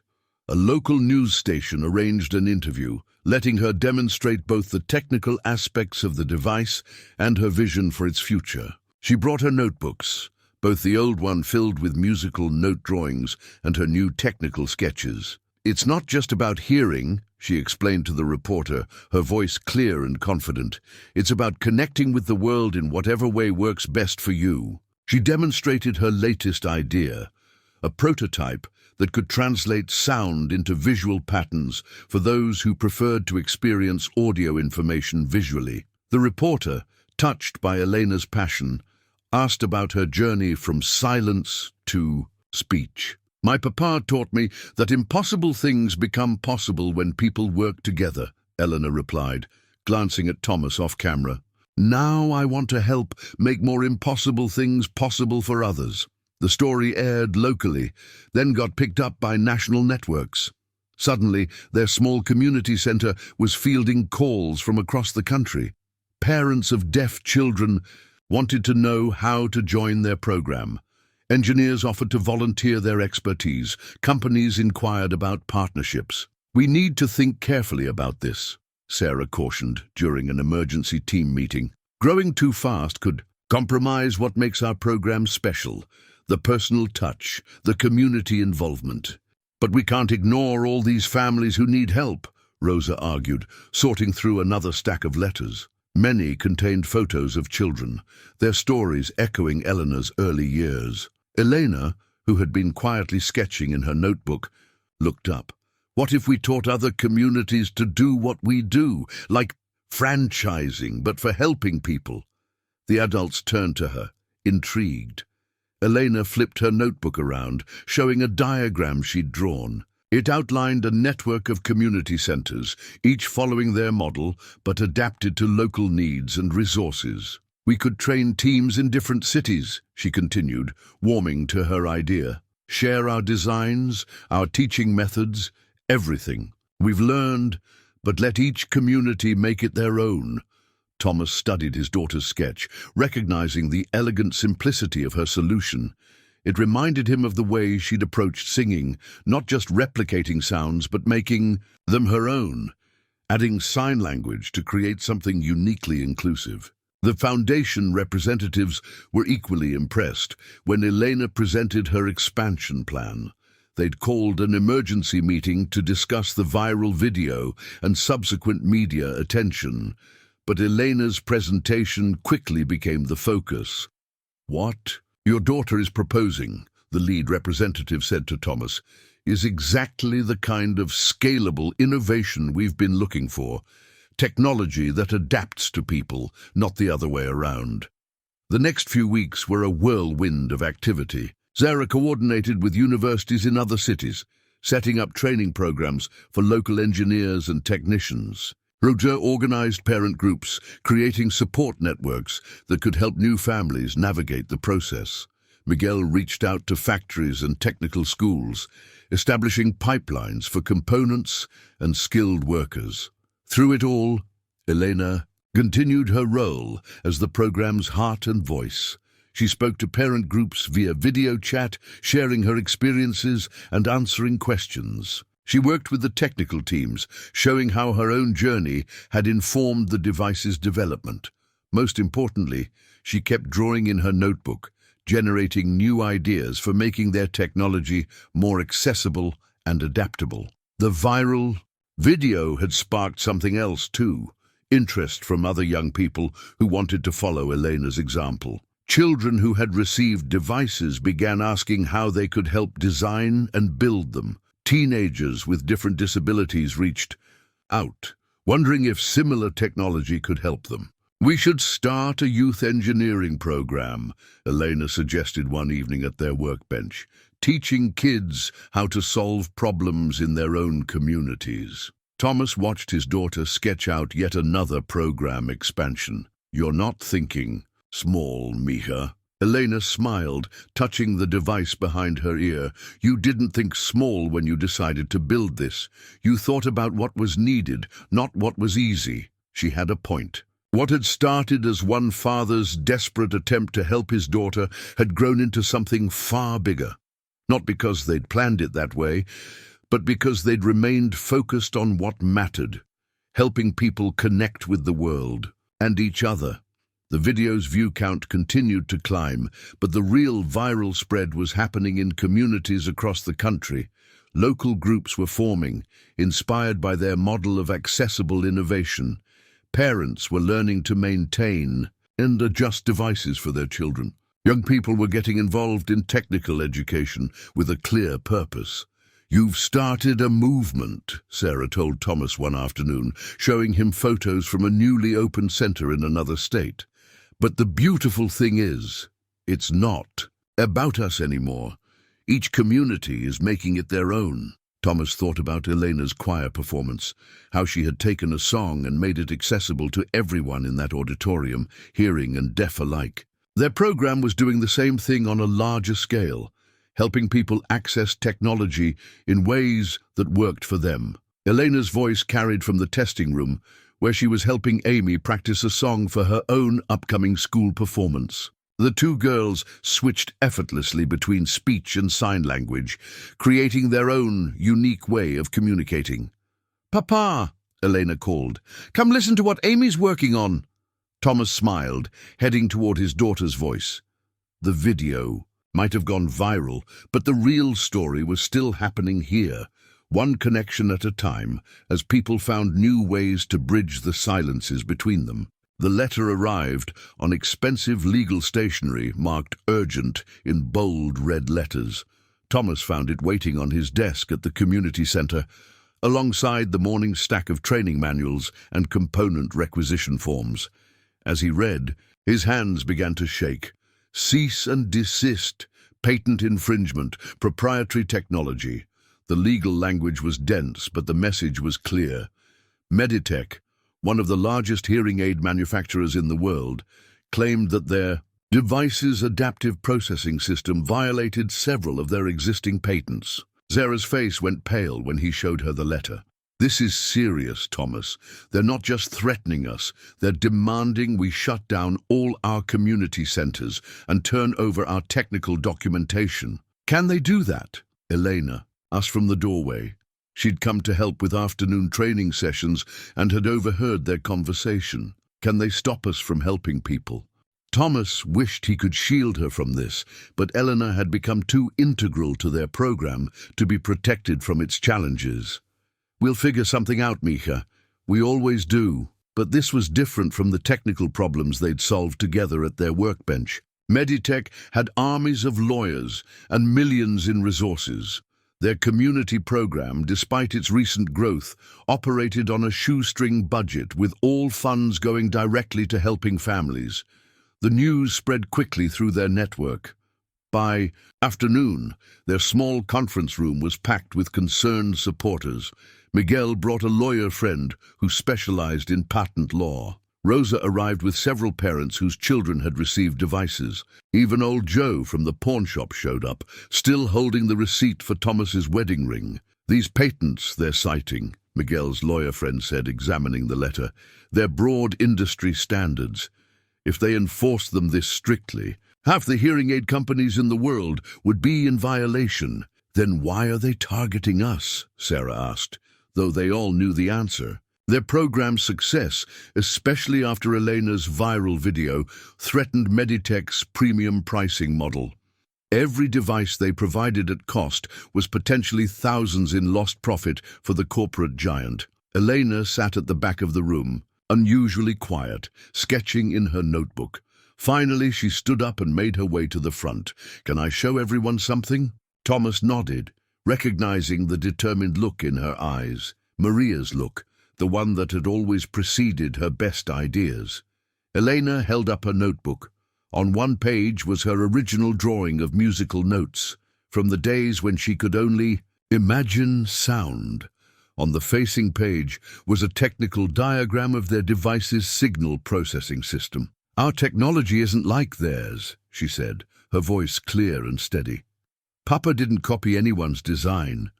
He started with what I needed, what all of us needed, and built something new, something that adapts to each person's unique way of experiencing sound." She flipped to another page, showing the modifications they'd made for different users. "Every device we make is slightly different, because every person is different. That's not infringement, that's innovation." The lawyer leaned forward, suddenly interested. "She's right. Your adaptive processing system, it's fundamentally different from traditional hearing aids. It doesn't just amplify sound, it creates personalized pathways for audio processing." "We have all the documentation," Sarah added, warming to the idea. "Every prototype, every iteration, every test result. We can prove this is original technology." But Thomas was watching Elena, who wasn't finished. She pulled out the video of her choir performance on her tablet. Look at how many comments ask about making sound visible or tactile or processing it in completely new ways.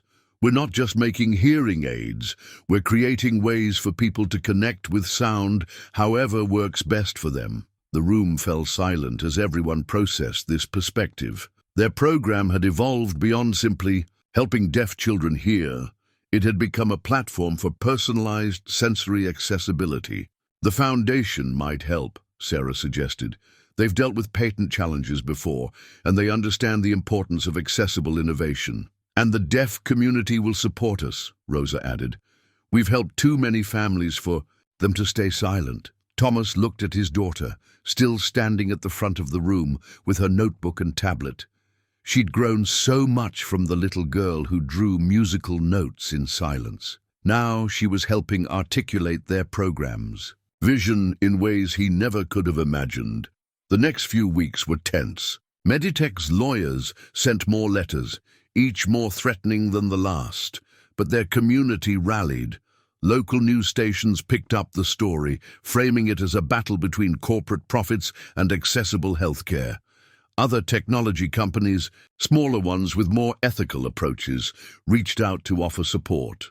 Elena continued her work with unwavering determination. She helped document their development process, showing how each innovation had grown from real needs in their community. She spoke at public forums, explaining how their technology adapted to individual users, rather than forcing users to adapt to technology. The turning point came during a public hearing called by the state's Medical Technology Board. Meditech's lawyers presented their patent claims, arguing that their intellectual property rights were being violated. Then Elena stepped to the podium. She had insisted on testifying, despite Thomas's concerns about putting her in the spotlight. She brought her old notebook, her technical drawings, and something else, recordings of her voice from different stages of her journey. This is me trying to speak 3 years ago, she played the first recording. And this is me 6 months later, another recording showing clear improvement. And this is me now. She spoke the last words live, her voice strong and clear. Each of these recordings represents a different version of our device, adapted specifically to how my brain processes sound. Every person in our program has their own unique pattern, their own path to connecting with the world. We're not copying anyone's technology. We're creating new possibilities for everyone.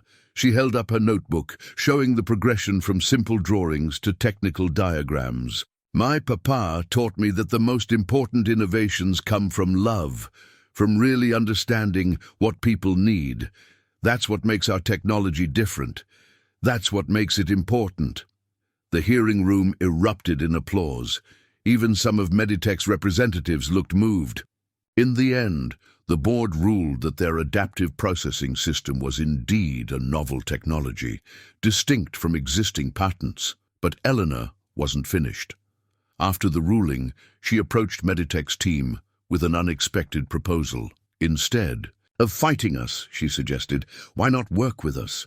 Help us make this technology available to everyone who needs it. It was the beginning of a new chapter, not just for their program, but for how medical technology could be developed and distributed. Sometimes, Thomas realized, the biggest breakthroughs came not from defending boundaries, but from building bridges across them. The Meditech executives looked out of place in the community center's modest conference room, their tailored suits contrasting sharply with the workbenches and testing equipment that surrounded them. Thomas sat between Sarah and Elena, listening. As they presented their partnership proposal, "We've been impressed by your program's results," their lead representative said, sliding a glossy folder across the table. "Our research team has reviewed your adaptive processing system, and frankly, it's revolutionary.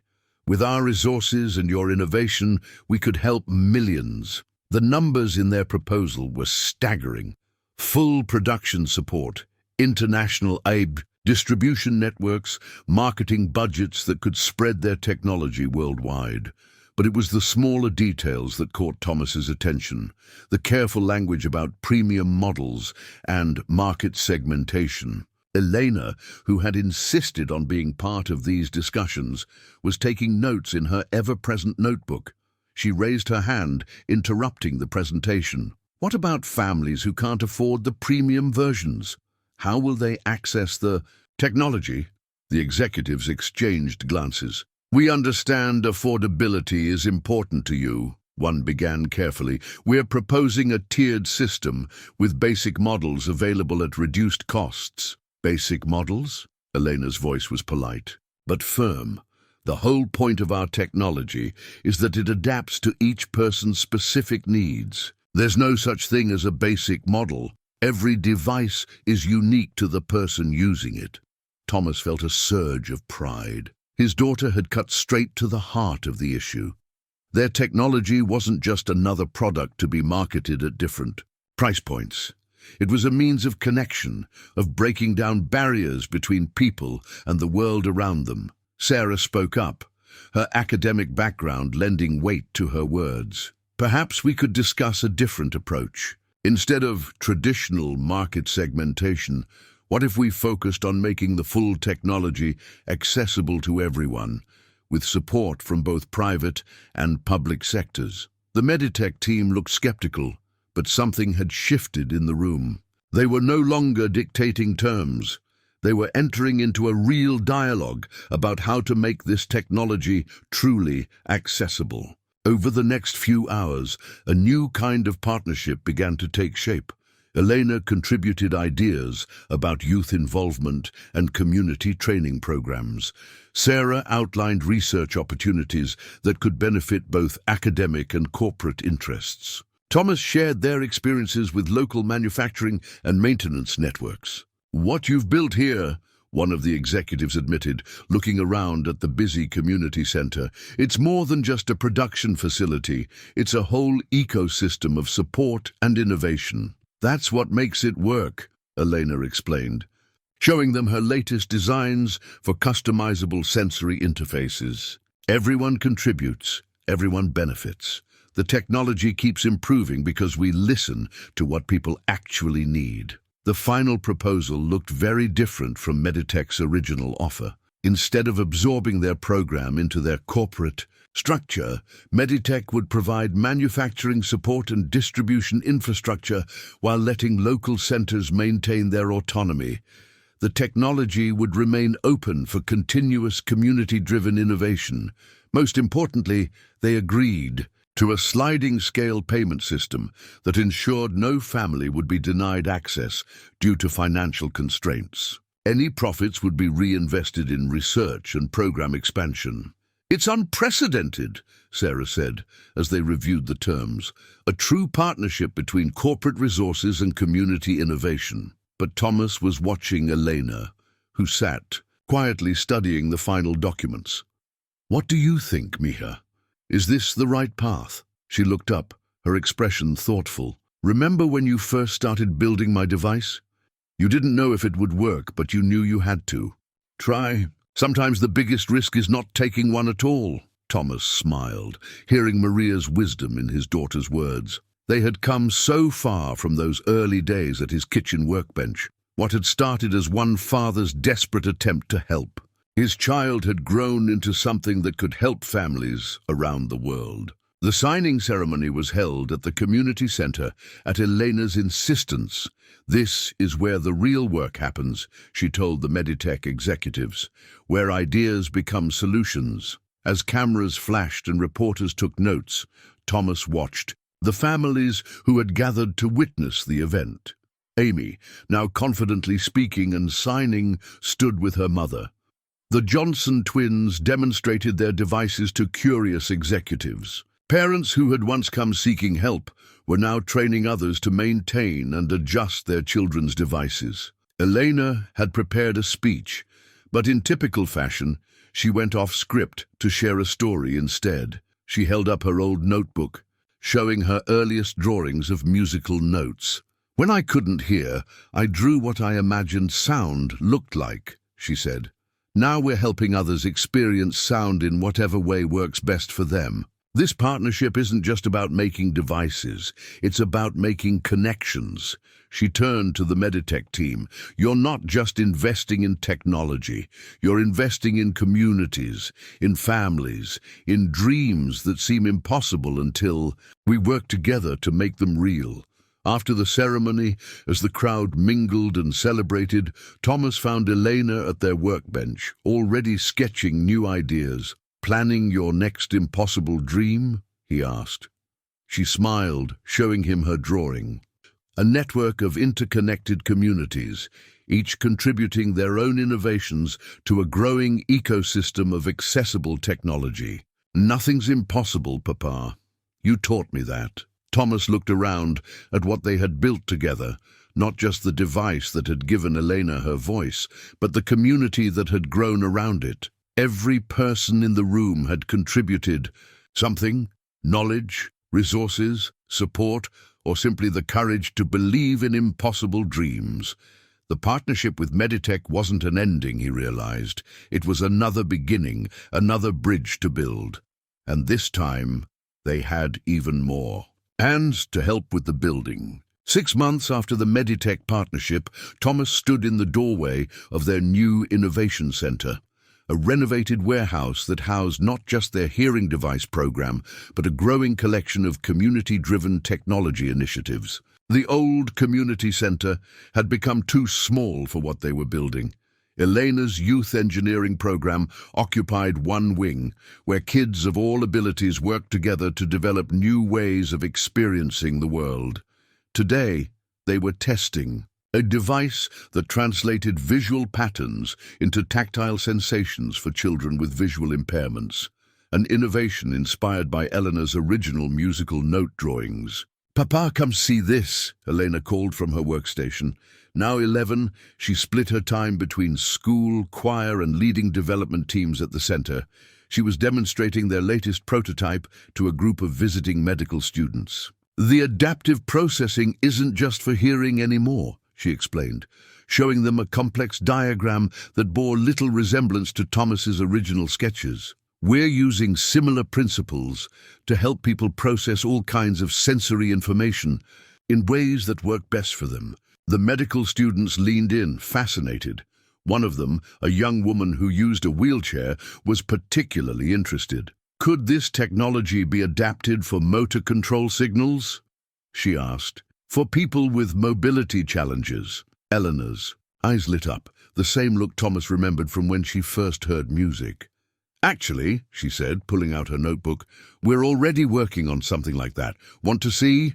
Thomas watched as his daughter explained their newest project, her hands moving expressively as she switched between speech and sign language. She had become fluent in multiple ways of communicating, just as their technology had evolved to serve multiple needs. Sarah joined him in the doorway, carrying a stack of letters. "More success stories," she said, handing them to Thomas, "from the first international centers. The open source approach is working. Communities are adapting our basic design to serve local needs we never even imagined." The letters came from all over the world. A team in Japan had modified their processing system to help elderly patients with degrading neural pathways. A clinic in Kenya had created a solar-powered version that could function without reliable electricity. A group in Brazil was using their sensory interface design to help children with autism process overwhelming environmental stimuli. "Elena was right," Sarah mused. "It was never just about hearing. It was about connecting people with the world in whatever way works for them." The afternoon brought a special visitor, Amy, now confidently performing with her school's music program. She had become a regular at the center, mentoring younger children, just as Elena had once mentored her. "I've been working on something," Amy told them, setting up her violin. "It's for the International Accessibility Conference next month." She began to play, but this wasn't a traditional performance. As she drew her bow across the strings, a display behind her transformed the music into patterns of light and color. Small devices on the listener's wrists translated the vibrations into tactile rhythms. Everyone in the room, regardless of how they experienced sound, could share in the music. Thomas felt tears in his eyes as he watched the audience respond. Some through hearing, some through sight, some through touch, but all connected to the same beautiful performance. This was what Elena had seen all along. That true accessibility meant giving people choices about how they experience the world. Miguel arrived later with news from the factory partnership program. What had started as workers donating spare components had evolved into a full training initiative. Factory employees were now learning to build and maintain various adaptive devices, creating new career paths while helping their communities. "Remember when we thought we were just building a hearing aid?" Miguel laughed, watching the busy workshop floor. "Now look at what you've started." But Thomas knew he hadn't started this alone. He thought of all the people who had contributed. Rosa's unwavering support, Miguel's practical help, Sarah's technical expertise, the factory workers' generosity, and countless others who had believed in their vision. Most of all, he thought of Elena, who had transformed her own journey from silence to sound into a mission to help others find their own paths. She had shown them that innovation wasn't just about solving problems. It was about empowering people to connect with the world and each other. The day ended with a video call to one of their new international partners. A team in India had adapted their technology to help children with speech difficulties communicate through a combination of voice, text, and visual symbols. As they demonstrated their modifications, Elena took rapid notes in her notebook. "See how they've improved the response time," she pointed out to Thomas. "We should incorporate that into our next update. And their visual interface, it's so intuitive." Thomas smiled at her enthusiasm. The technology they'd created hadn't just given Elena her voice, it had given her a purpose. She was already talking about studying biomedical engineering in college, about finding new ways to break down barriers between people and possibilities. As they prepared to leave for the day, Elena paused at her workbench. She opened her old notebook to those first drawings of musical notes, then placed it beside her current technical sketches. The contrast was striking, a journey from imagining sound to creating new ways for others to experience it. "You know what I love most about our work, Papa?" she said softly. "It's not just the devices we build. It's watching people discover their own ways of being in the world.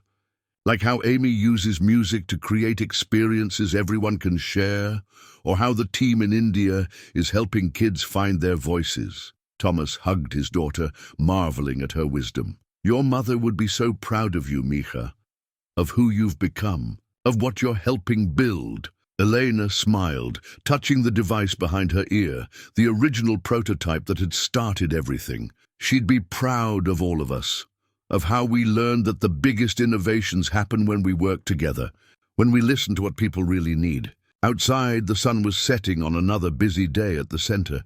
Thomas could hear the mixture of voices, music, and various devices creating a symphony of connection. What had begun as a father's desperate attempt to help his daughter had rippled outward, touching lives in ways he could never have imagined. But then again, the most powerful innovations often started that way, with love, with hope, and with the belief that impossible dreams could become reality when people worked together to build bridges across the silences that separated them. The kitchen workbench, where it all began, now sat in a place of honor at the Innovation Center's entrance. Thomas had donated it as part of their first anniversary celebration, a reminder of how the biggest dreams could start in the smallest places. Today, it held a special display. Elena's original notebook open to her drawings of musical notes, alongside the first prototype that had given her voice. Elena stood before a group of wide-eyed children and their parents, telling the story. She never tired of sharing. "This is where my papa first taught me that impossible things become possible when people work together," she said, her voice strong and clear.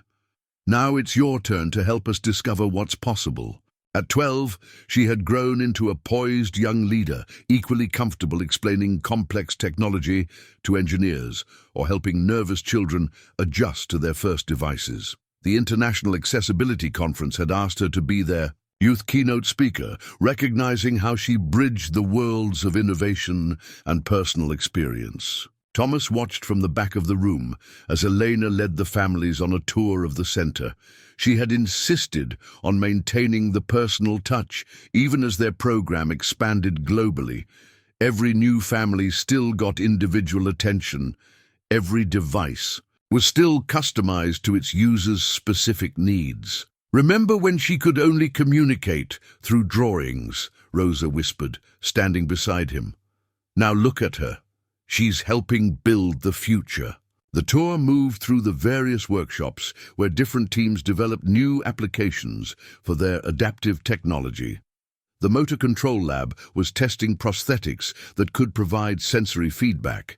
The cognitive processing group was working on ways to help people with learning differences access information in personalized formats. Each project built on their original breakthrough, finding new ways to help people connect with the world. In the youth engineering space, Amy was leading a session on musical interpretation. The violin piece she'd composed for the conference had inspired a whole new program of multisensory arts education. Children who processed sound differently could now participate fully in music classes, experiencing rhythm and melody through sight, touch, or however worked best for them. "The technology isn't the most important part," Elena explained to the group. "It's understanding how each person wants to connect with the world. The devices just help make those connections possible." She demonstrated this principle with a new prototype she'd been developing, a system that could translate any form of expression into multiple sensory outputs. As she spoke, her words appeared as text, colors, and tactile patterns, letting each person in the audience access the information in their preferred way. Sarah joined the tour for the technical portion, explaining how their open-source approach had accelerated innovation. "When we share knowledge and resources," she said, "we multiply possibilities. Every community that adopts our technology adds their own insights, their own solutions." The medical students who had been interning at the center presented their projects next. The young woman who used a wheelchair had collaborated with Elena on an adaptive mobility system that responded to individual movement patterns. "Elena taught me to think beyond traditional solutions," she explained, "to ask people what they actually need, not what we think they should want." Thomas felt his heart swell with pride. His daughter hadn't just overcome her own challenges. She had transformed them into opportunities to help others. She carried Maria's compassion and his technical curiosity, but she'd developed something entirely her own, a vision of technology that brought people together instead of leaving anyone behind. The afternoon session focused on their newest initiative, a global network of youth innovation labs. Elena had conceived the program after realizing that young people often had the clearest insight into what their communities needed. "Every person has a unique way of experiencing the world," she told the gathered families, "and every person has something to teach us about making technology more accessible, more human." As if to prove her point, one of the younger children raised her hand. "Could we make something that helps my brother feel colors?" she asked. "He's uncolorblind, but he loves art." Elena's face lit up with the same expression Thomas remembered from when she first heard music. She pulled out her current notebook, she still carried one everywhere, and sat down with the girl. "Tell me more about how your brother experiences art," she said, beginning to sketch. Thomas watched as other children gathered around, each offering ideas and insights.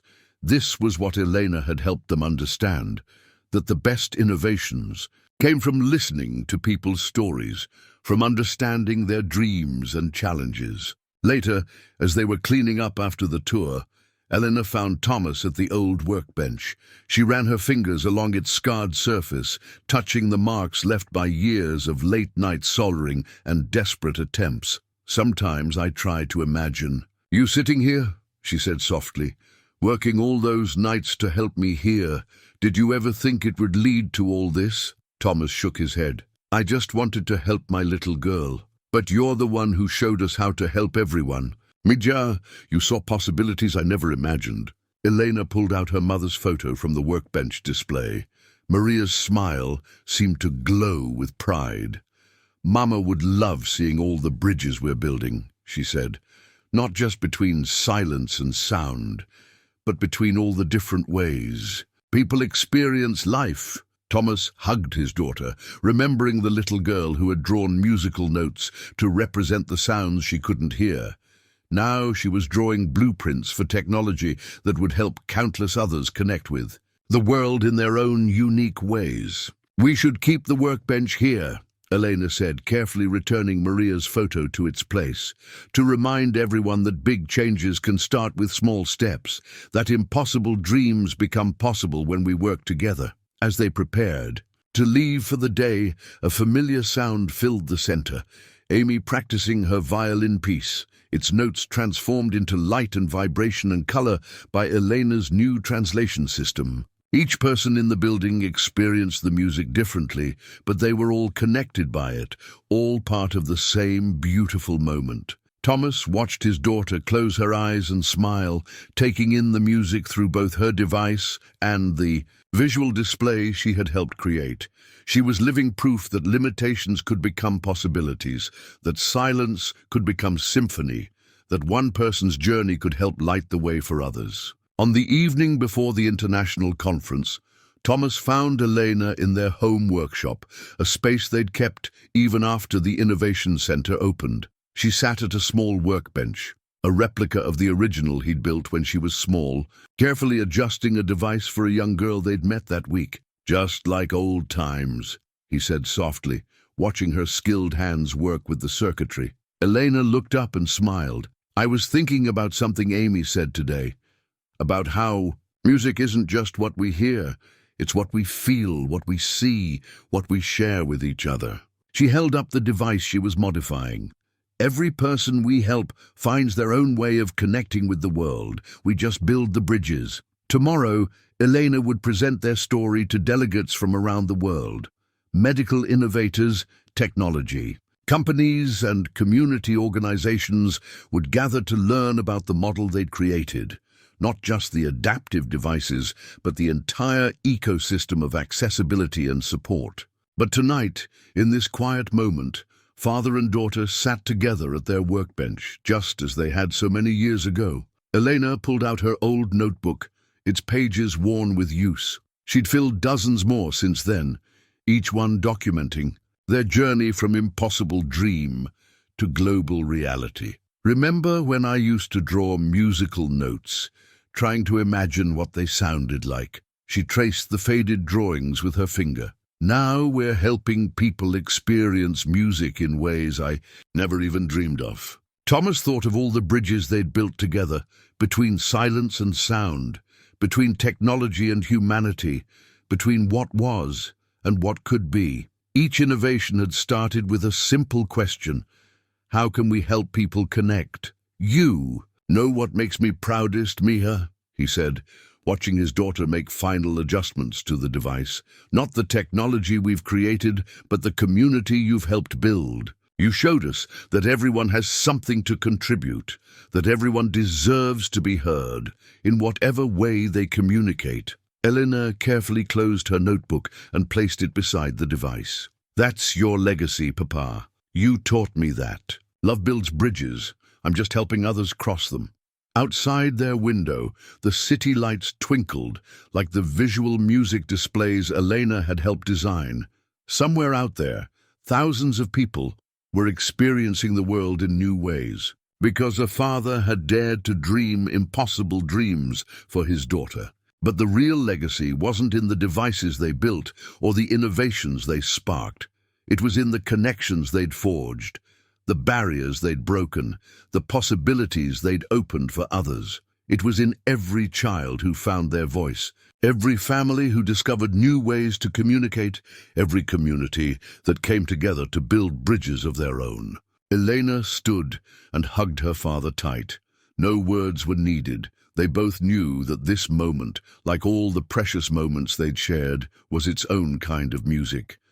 A symphony of love, determination, and the endless potential of human connection. And somewhere Thomas knew Maria was smiling, watching her family help build a world where everyone's voice could be heard, where every silence could become song.